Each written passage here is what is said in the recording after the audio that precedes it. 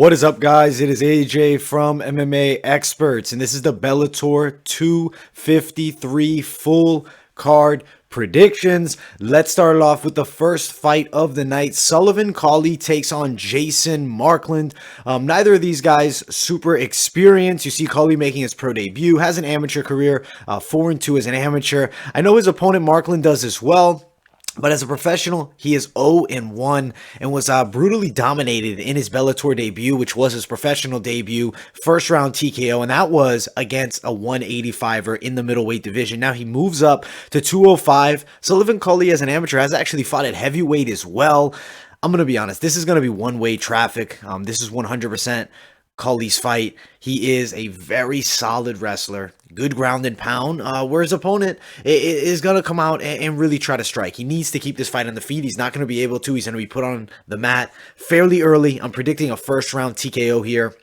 Very one-sided performance. Could potentially also see a submission, but this is definitely one-sided traffic, and Sullivan Cully should win his pro debut dominantly here against Jason Markland in this first fight of the night.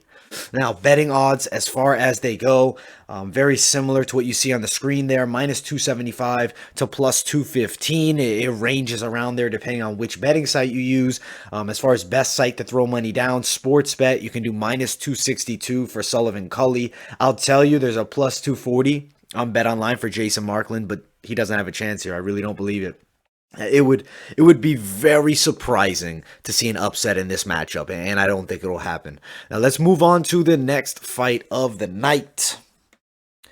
Notable name, J.J. Wilson. If you don't know him, he's coming off a win over Tywin Claxton. The guy is a pretty solid mixed martial artist. Now, as far as his opponent here, he's taking on Sergio Dibari. This should be a good matchup. Dibari's no slouch on the ground. He can grapple as well, but J.J. Wilson is a very exciting grappler. He's a guy with slick submission skills. And I mean, 6-0 as a pro, coming off a solid win.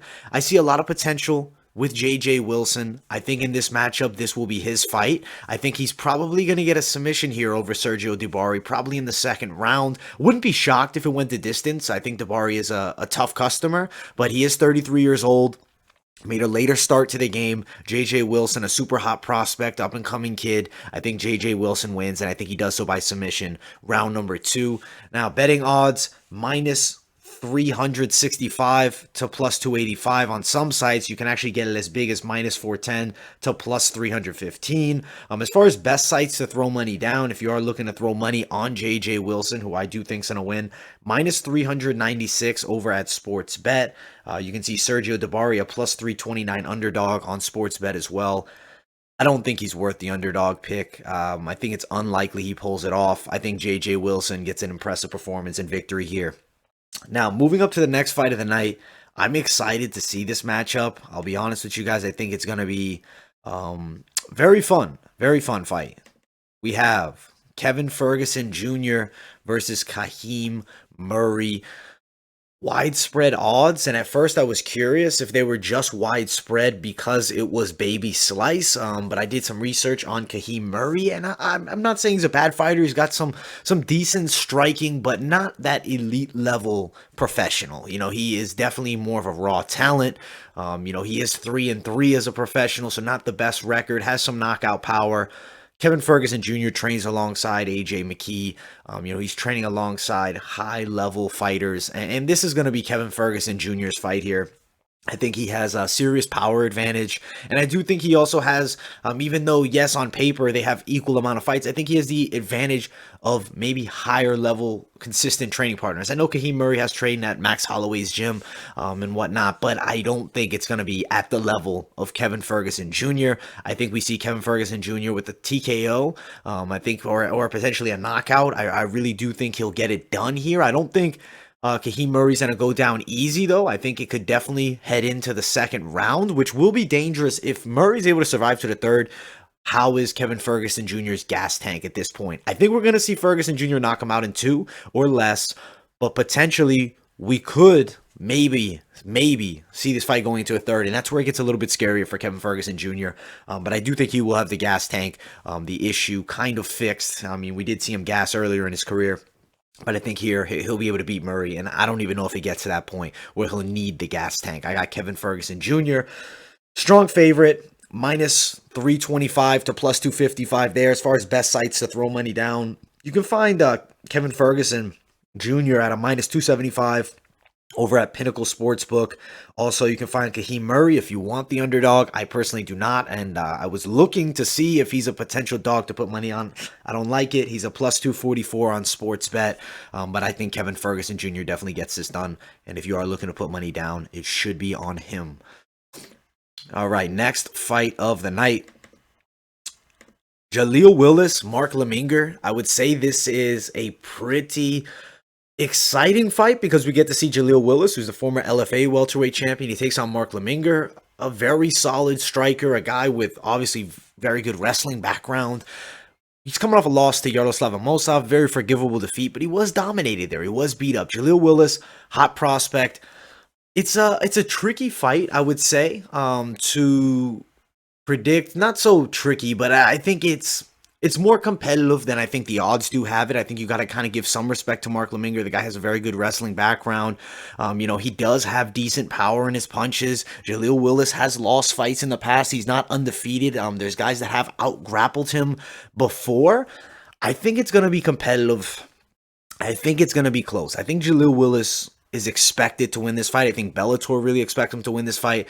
I think Mark Leminger is here to fight. I think he's going to make it competitive. I think he's going to make it nasty.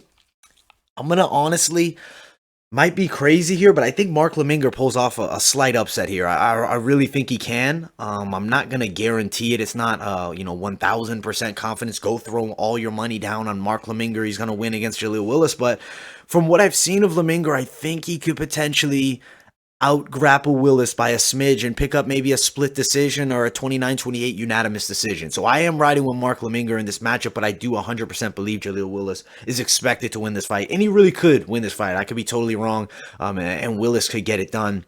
He is a hot prospect, but I don't want to sleep on Mark Leminger. He's a pretty solid fighter, and he beat Jake Smith. Granted, Jake Smith, not the highest level of guys, still dominant performance there, has a good wrestling base, is the taller man, doesn't have the reach, but I think the thick frame could potentially give some problems to Jaleel Willis. Should be a very fun fight, though, and I am looking forward to seeing this one.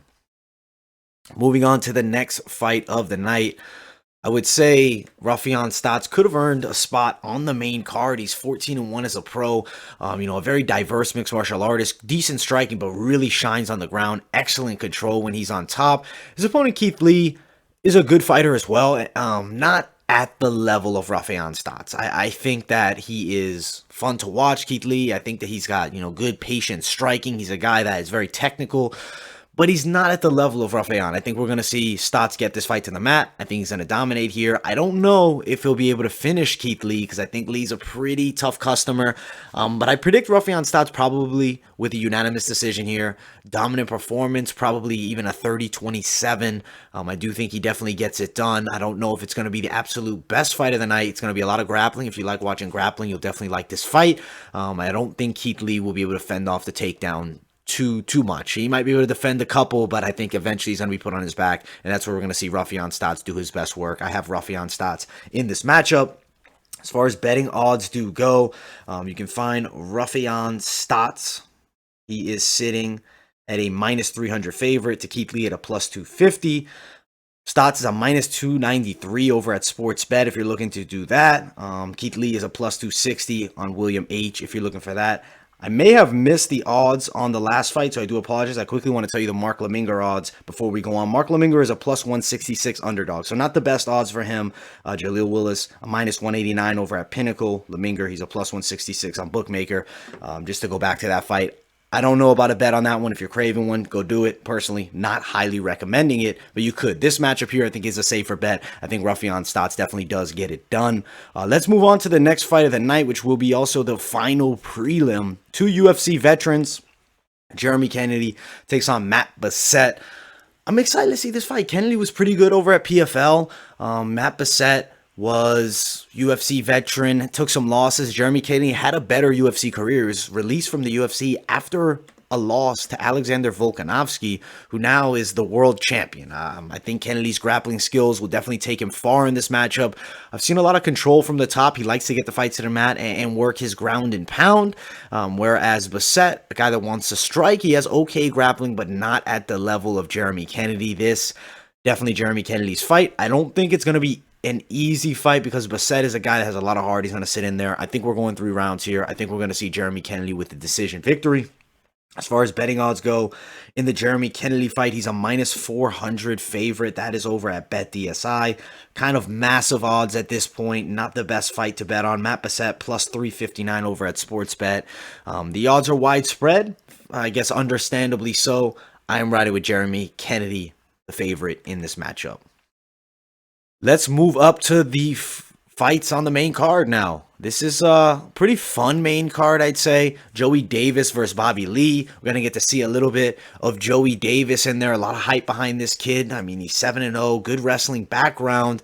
He takes on Bobby Lee, who's an experienced veteran and no slouch of the game. With Bobby Lee, you have a pretty decent striker, I would say. He likes to switch his stances a lot and very aggressive while striking. I would say he has some decent punching power, but if you watch, he likes to throw a lot of shots with his right hand. He's a very right hand dominated striker. He's gonna throw some lefts, but he's really gonna be just looking to set up either the right overhand, even a right straight. And when he's on the ground, his ground and pound is very right hand dominant. He is a fighter that really likes to use his right hand.